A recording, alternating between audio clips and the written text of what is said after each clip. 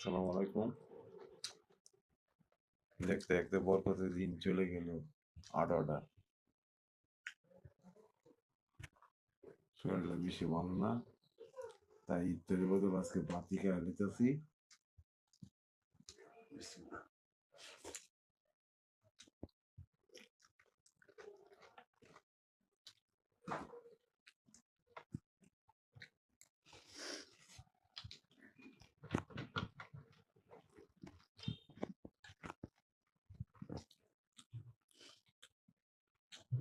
কাজে যাওয়ার পর আমি কাকু ফুল দিলাম, দিয়া